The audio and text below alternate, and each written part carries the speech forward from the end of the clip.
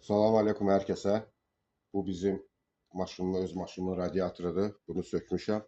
İndi inşallah düzdür. Bunu sökəndə də bir ehtiyatlı olmaq lazımdır ki, bunu plasmasın şpilkalarını qırmayasınız. Belə bir çətin bir şey yoxdur. Amma yenə də ehtiyatlı olmaq lazımdır. Sökmüşük. Görün. Antifrizlə işləyən maşındır.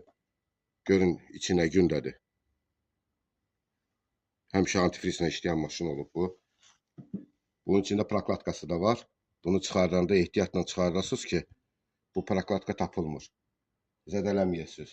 Sonra bunu ölüxanada zətdə tapmaq olmur. Çünki bu radiatorun içində olanda ayrıca satışda çətindir, tapmaq olmur, qeyri-mümkündür. Görün, bəzi kanalların içləri də tutulub. Burada. Bir bunları qəşəng dərmanla, paraşokla, şampunu ilə, özünün şeylərinə yumaq lazımdır ki, bu tərəfləri, kanalları görsünüz, tutulub içləri. Böyle xırda görsəmir, bu görsünüz. Hamısı içləri, bax, deyə burada tutulub, burada tutulub. Özü görün nə gündədir. Bunları qəşəng yuyulub, təmizlənəcək. İnşallah sonunda üstünə taxılacaq. Bu da bu tərəfi yulandan sonra göstərəcək nəticə.